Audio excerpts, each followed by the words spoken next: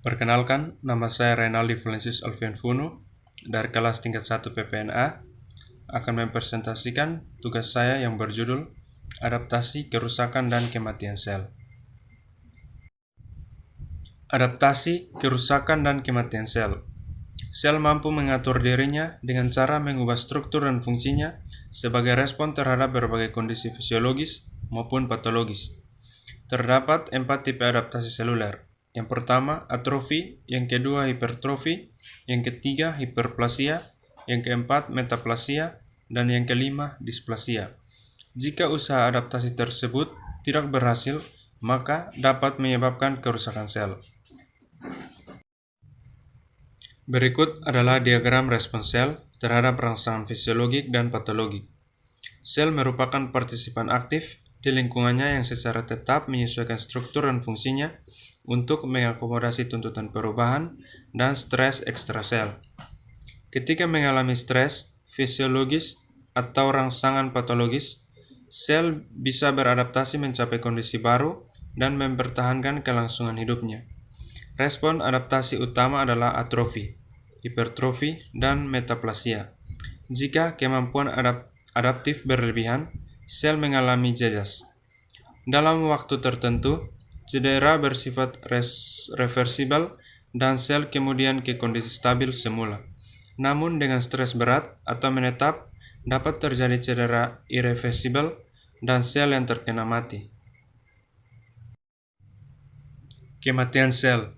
Kematian sel disebabkan oleh iskemia, infeksi, toksin, reaksi imun. Kematian sel merupakan salah satu proses yang normal terjadi pada fase embriogenesis, perkembangan organ, dan pengaturan homeostasis. Yang pertama, atrofi.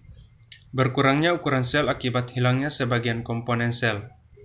Merupakan suatu respon adaptif sel yang bisa berakibat pada kematian sel. Disebabkan oleh sel kehilangan substansi sel sehingga menyebabkan berkurangnya ukuran organ, penurunan dari sintesis protein, dan peningkatan degenerasi protein di dalam sel, kehilangan inservasi, kekurangan suplai darah, kekurangan nutrisi, kehilangan stimulus endokrin, dan daging.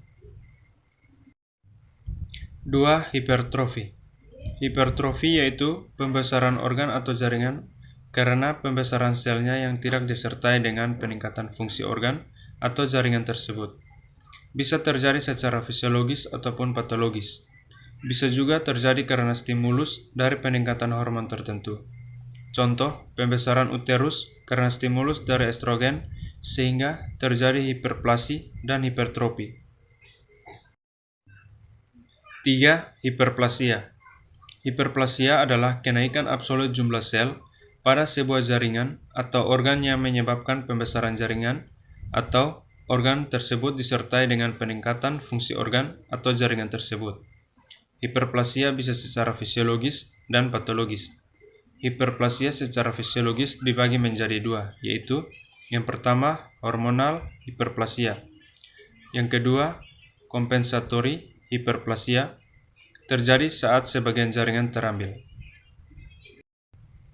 Yang keempat, metaplasia. Metaplasia adalah perubahan sel matur jenis tertentu menjadi sel matur jenis lain. Sering terjadi karena iritasi yang terjadi secara kronis.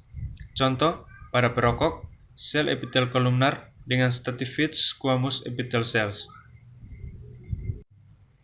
Dan yang terakhir, displasia. Displasia adalah perkembangan sel atau jaringan yang tidak normal, tetapi belum tentu bersifat kanker. Displasia juga bisa diartikan sebagai tahapan perkembangan sel yang sifatnya berada di antara sel sehat dan sel kanker. Dapat dijumpai pada serviks, saluran pernafasan bronkitis kronik, dan bronkiektasis atau perokok sigaret, rongga mulut, dan kantung empedu. Sekian dan terima kasih.